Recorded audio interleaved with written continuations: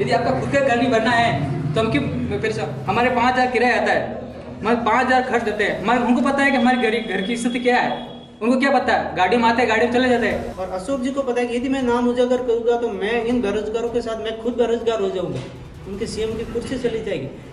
मेरा मानना है कि युवा वर्ग की यही आशा है कि एक राज्य को युवा मुख्यमंत्री मिले। अगर युवा मुख्यमंत्री होगा तो युवा वर्ग का सभी का ख्याल रख पाएगा।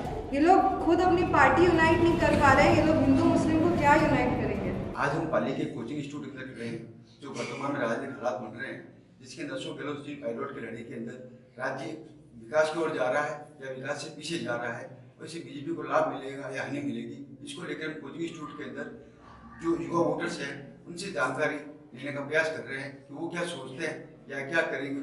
इसको लेकर के आगामी चुनाव में किसका बड़ा भारी रहेगा, बीजेपी का या कांग्रेस का या सचिन पायलट का या अशोक गहलोत का, आइए जानते हैं। मैडम आप कहीं कोचिंग कर रहे हैं? जी सर नमस्ते। मेरा नाम चंद्रकला कुमार है। मैं ये जो कंपटीशन है टीचर वो RS वगैरह जो राजस्थान के जो भी कंपटीशन है उनकी तैयारी करने हैं। मैं पाइनियर कोचिंग और यहाँ से लाइब्रेरी से मतलब तैयारी कर रही हूँ। ये बताइएगा वर्तमान के अंदर जो लड़ाई चल रही है कांग्रेस के अंदर और सचिन पायलट को अशोक गहलोत को लेकर के, इसको आप कैसा अनुभव करते हैं? राजस्थान में डेवलपमेंट हो रहा है या नहीं हो रहा है? देखो मैं ये कहना चाहती हूँ कि मैं राजस्थान में रहती हूँ, है ना, और ये बहुत ही विडंबना की बात है ना, एक तरीके से देखा जाए तो राजस्थान में 2 गुट बन रहे हैं। अभी अशोक गहलोत की सरकार है और 2 गुट बन रहे हैं। ऐसा पहले भी हुआ है कितनी बार, 2-3 बार। और इससे सबसे ज्यादा देखा जाए ना, अब आज हम तो स्टूडेंट लाइफ है हमारी, तो हम तो अपनी ही सोचेंगे ना, हम तो हमारे बारे में जाने तो हमें बहुत ज्यादा घाटा हो रहा है इसका, क्योंकि पीछे भी है ना बाड़ाबंदी हो रही थी, कभी क्या हो रहा था, कभी बीच बीच में डिस्प्यूट कितनी बार हुआ है जब से गवर्नमेंट आई है, जब से। और लॉस किसको हुआ है? हम स्टूडेंट्स को हुआ है। बाकी पूरी जनता तो उठा रही है, पर स्टूडेंट को इस वक्त बहुत ही मतलब लॉस हो रहा है। और देखा जाए बीजेपी का प्रॉफिट तो ऑब्वियसली प्रॉफिट तो होगा, प्रॉफिट किसी का भी हो, हम तो ये जानते हैं, उनका चाहे बीजेपी का हो चाहे कांग्रेस का हो, पर स्टूडेंट इसमें बहुत ज्यादा बहुत ज्यादा हानि हो रही है स्टूडेंट की, एक तरीके से देखा जाए तो ये एक तरीके मैं तो मानती हूँ राजस्थान में रह रहे स्टूडेंट के लिए एक बहुत ही बड़ी विडंबना है। मेरिट लेवल फर्स्ट तैयारी कर रहा हूँ, मैं 17 में ग्रेजुएशन हूँ, तो 5 साल से हो गए ग्रेजुएशन तैयारी कर रहा हूँ मैं कॉम्पिटिशन की। और ये फायदा क्या सर, नुकसान सबको हो रहा है ना। विकास खुद के पद के लिए मतलब छोड़ रहे हैं, खुद के लोग के लिए दूसरों का नुकसान कर रहे हैं। यदि अशोक जी चाह रहे तो खुद का पोस्ट के लिए चाह रहे, सचिन पायलट खुद के पोस्ट, सचिन के पास पोस्ट थी तो फिर भी छोड़ी, ये खुद का लोग था ना, नुकसान उनको भोगना पड़ रहा है हमको। हमने तो कोई वैकेंसी उनका खुद की नहीं चल रही है, खुद की बन रही है, तो हमारे क्या विकास करेंगे वो? खुद की पार्टी की नहीं बन रही है तो हमारे क्या विकास करें? हम तो ऐसा ही नहीं कर सकते, हम क्या ऐसा करें? यदि वैकेंसी है तो पेपर आउट हो जाते हैं। यदि वैकेंसी का पेपर RS नेट लेवल का आता है, कंप्यूटर का पेपर, उसका सेकंड पेपर इतना हार्ड आता है, नेट क्वालिफाई नहीं कर सकता, तो हम क्या करें? यदि ऐसी पहली पोस्ट थी सरकार के अंदर, जिन पोस्ट पद खाली रह गए, पद खाली 15 गुना लेते हैं हर वैकेंसी में। पहली वैकेंसी थी राजस्थान की। यदि ये क्या है, यदि आपको लेवल का पता नहीं है, आप सिलेबस क्यों डिक्लेयर करते हो? पहले यदि आपको पता नहीं है कि पेपर इससे सिलेबस एक ही टॉपिक से 10 क्वेश्चन आ गए, यदि आपको यही करना है तो फिर सिलेबस क्यों देते हो आप? क्यों बाहर सिलेबस के पॉइंट नहीं सिलेबस? हर वैकेंसी यही हाल है और हर जगह नुकसान हो रहा है। अभी सिरंजी योजना क्या पता है परेड वाला लाभ ले रहे नहीं ले रहे? एक जोधपुर में कांड हुआ था उसका, तो मतलब एक विधेयक, उनके कांग्रेस का विधेयक पक्ष कर रहा है कि मतलब सिरंजी योजना का लाभ को मिलना चाहिए, लेकिन वो जो हॉस्पिटल का नहीं होना चाहिए।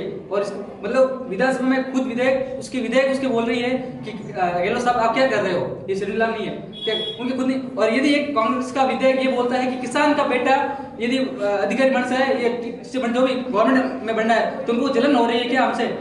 यदि कांग्रेस को जलन है क्या हमसे कि हम किसी सर्वे से जा रहे हैं, तो यदि आपके बेटे या आपके बेटे RS लगाने तो लगाओ, हमकी वैकेंसी निकाल लो, आपके खुद की घर कर लो कि हमारी यही वैकेंसी निकालेंगे और हमारे खुद ही लगेंगे। यदि आपका खुद का घर नहीं भरना है तो हम क्यों फिर हमारे 5,000 किराया आता है, हमारे 5,000 खर्च देते हैं, हमारे उनको पता है कि हमारी घर की स्थिति क्या है, उनको क्या पता है, गाड़ी में आते हैं गाड़ी में चले जाते हैं। यदि हमको यही 100 कराना तो हम यदि 5 पुलिस वाले 5 गाड़ी पुलिस की आती है आपके पीछे, यदि वही खर्च अब एक कौन मारना चाहेगा आपको? कोई मारना नहीं चाहेगा, या क्यों मारेगा आपको? यदि आप विकास करोगे तो मानो अशोक जी सही है या मानो अशोक जी अच्छा किया काम, लेकिन अब अशोक खुद के पद के मुख्यमंत्री पद क्यों नहीं छोड़ रहे? यदि और सचिन के बाद उप मुख्यमंत्री पोस्ट थी तो वे क्यों नहीं छोड़ा उन्होंने? ये फिर वापस गठबंधन क्यों हुआ? जो खासकर युवा वर्ग है वो अपने आप को एक अनाथ महसूस कर रहा है, क्योंकि यदि वो सचिन पायलट के बारे में जाने या अशोक गहलोत के बारे में जाने, अशोक गहलोत जी के जो पूर्व जो 2 कार्यकाल को देखे हम, तो उनका कार्यकाल बहुत अच्छा है। इस बार की जो गुटबाजी को देखते हुए हमें जो ऐसा लग रहा है कि हम किसके पास जाके बोले कि जैसे आप मान लीजिए कि पहले जो 2019 में ये भर्ती आई थी टीचर की, तो उसमें एक बच्चा 50,000 अगर ऋण लेके मान लो वो शहर में पढ़ने आया है, वो ऋण वो अपना बंदोबस्त कर आया कि मैं इतने मेरे पैसे लगे, इतने रूम के किराए लगा और मैं 1 साल तक मेरी जो भर्ती पूरी हो जाएगी और मैं व्यवस्थित तरीके से मेरी जॉब लग जाएगी। पर वो भर्ती दिन प्रतिदिन हमेशा दिनांक पे दिनांक आती रहती है और उनका आज 3-4 साल हो गए। अब वो बंदा किस परिस्थितियों में वो बंदा पढ़ेगा, उनके घर की परिस्थितियाँ कैसे होगी, वो सरकारों को पता नहीं। यदि अशोक जी के इस कार्यकाल में ये गुटबाजियाँ नहीं होती तो मैं ये श्योर कह सकता हूँ कि इतनी जो विभिन्न प्रकार की प्रतियोगिता परीक्षाओं में ये जो नकलें हो रही है वो आपके पहले कार्यकाल में नहीं, इसी बार हुई। और उनके जो मंत्री है वो सब इसमें पूरे फ्रॉड में वो शामिल है। उनको अशोक जी को ये डर है कि यदि मैं इन लोगों का नाम उजागर कर दिया, और मैं उन नेताओं का नाम भी जानता हूँ कि और सब प्रकार से चर्चाएं चल रही, और मैं जानता हूँ यदि हम नाम उजागर करके तो ठीक नहीं रहेगा। और अशोक जी को पता है कि यदि मैं नाम उजागर करूँगा तो मैं इन बेरोजगारों के साथ मैं खुद बेरोजगार हो जाऊँगा, उनके सीएम की कुर्सी चली जाएगी, इसलिए युवाओं के साथ बहुत डर है। दूसरी जो विभिन्न प्रकार की योजनाएं अशोक जी ने चलाई है, ये स्वास्थ्य के बारे में चिरंजीवी योजना है, विभिन्न प्रकार की स्वास्थ्य के बारे में बहुत अच्छी योजना चलाई। अशोक जी का जो मायना है, जो बच्चों के युवाओं के प्रति सोच है वो बहुत अच्छी है, पर उनके पार्टी के विभिन्न प्रकार जो विधायक है वो उनकी वजह से बहुत बड़ा नुकसान हो रहा है। आई थिंक मेरा मानना है कि इन दोनों की लड़ाई के अंदर भाजपा को जरूर फायदा मिल सकता है, क्योंकि कहते हैं कि घर का बेदी नंगा है, तो कहीं ना कहीं सचिन पायलट को ठुकरा कर अशोक जी बहुत ही बड़ी गलती कर रहे हैं, क्योंकि इसका फायदा विरोधी पार्टी को ये मिलेगा कि अगर यही सिलसिला या कारवां रहा तो सचिन पायलट बहुत ही जल्दी पार्टी से भी मुख मोड़ सकते हैं, क्योंकि उन पर दिनों दिन तरह तरह की बातें थोप रहे हैं अशोक जी, जो बिल्कुल ही काबिल नहीं है।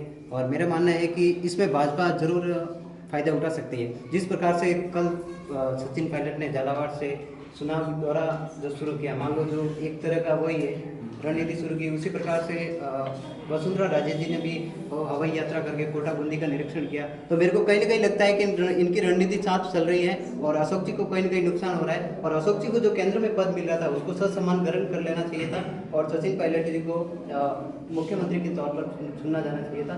मेरा मानना है कि युवा वर्ग की यही आशा है कि एक राज्य को युवा मुख्यमंत्री मिले।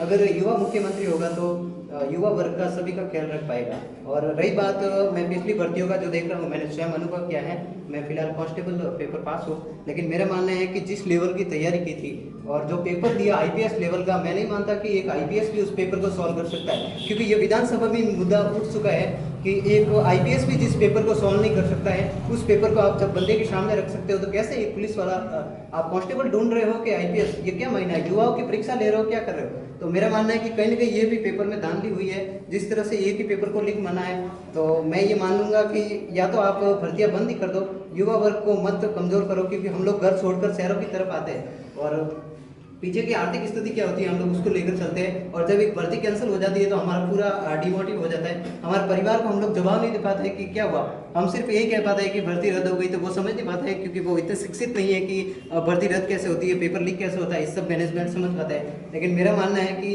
गरीबों का गला मत रहे, तो अगर आपको भर्तियाँ निकालनी है तो साफ सुथरी निकालो।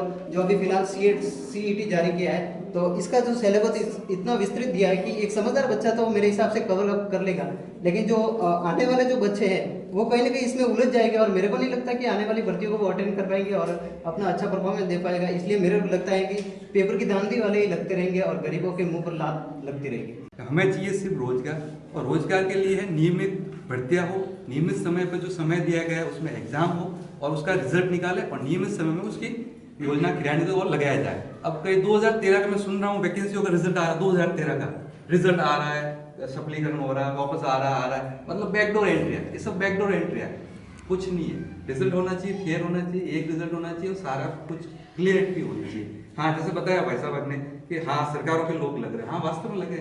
RS के एंट्री में देख लो 80-80 मार्क्स जैसा फिक्स कर रखा है, मतलब वो अपने 80 नंबर फिक्स आ रहे हैं RS में। इसका मतलब कहीं ना कहीं तो कुछ न कुछ गड़बड़ है, उसकी जांच भी होनी चाहिए, लेकिन जांच नहीं हुई, कुछ नहीं हुआ, बस हर कोई खाना पूर्ति होती रहती है।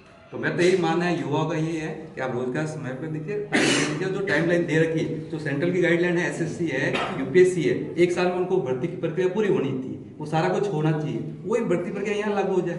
हर साल वैकेंसी निकाले, RS की हर साल 200 पोस्ट हो, 100 पोस्ट निकाले, खत्म कहानी।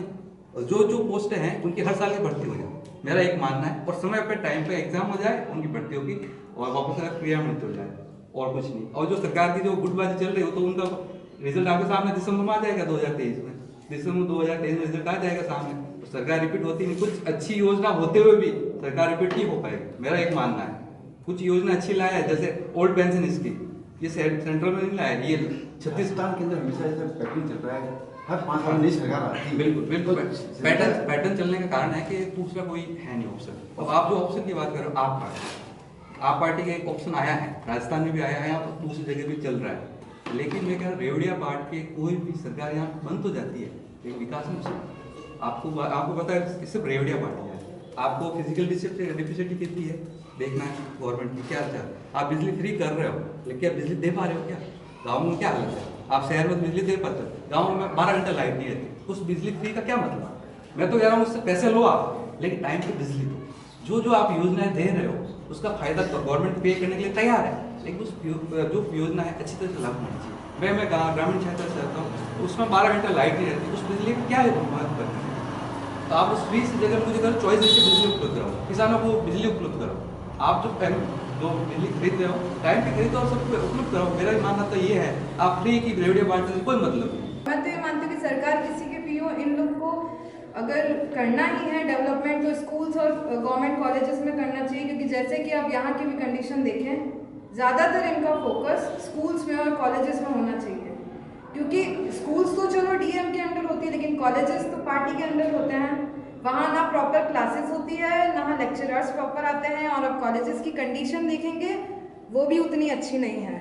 हमारे यहाँ पाली की बात ले लीजिए, अब नहीं इतनी अच्छी है। तो इनको मेन फोकस, ये लोग खुद अपनी पार्टी यूनाइट नहीं कर पा रहे हैं, ये लोग हिंदू मुस्लिम को क्या यूनाइट करेंगे? बात पार्टी की नहीं है, कोई भी गवर्नमेंट आए, आप एजुकेशन सिस्टम पे ज़्यादा वर्क करिए। यही हमारी आपसे प्रार्थना है कि प्लीज़ गवर्नमेंट स्कूल्स और गवर्नमेंट कॉलेजेस को इतना अच्छा बना लीजिए कि प्राइवेट वालों को ज़्यादा मौका नहीं मिले आगे आने का, जैसे कि उन लोगों ने बिजनेस बना दिया एजुकेशन का। तो प्लीज़ आप गवर्नमेंट स्कूल्स और कॉलेजेस में ज़्यादा अपना वर्क कीजिए, इनके लिए कुछ कीजिए और अपनी वैकेंसीज टाइम टू टाइम निकालिए, ताकि आजकल की जनरेशन को ज़्यादा कोई दिक्कत ना हो, प्रॉब्लम फेस ना करनी पड़े। वो लोग भी अपना शेड्यूल, अपना टाइम उसी हिसाब से पढ़ाई को। हमेशा हित के लिए होती है, लेकिन उसमें हित किसका होता है ये निर्धारित नहीं होता। हित हमेशा बड़े लोगों का होता है, छोटे लोगों का कभी हित नहीं देखा जाता। मतलब वर्तमान हालात के देखते हुए ऐसा लग रहा है कि बेरोजगारों को जो वैकेंसी जो निकल रही है बहुत लेट निकल रही है, लेट बहुत लेट आ रहे हैं, इस वजह से इनके अंदर आक्रोश है। ये हालात जो है वर्तमान सरकार को आगामी चुनाव के अंदर झेलना पड़ेगा। पाली से बादल राजस्थान तक के लिए।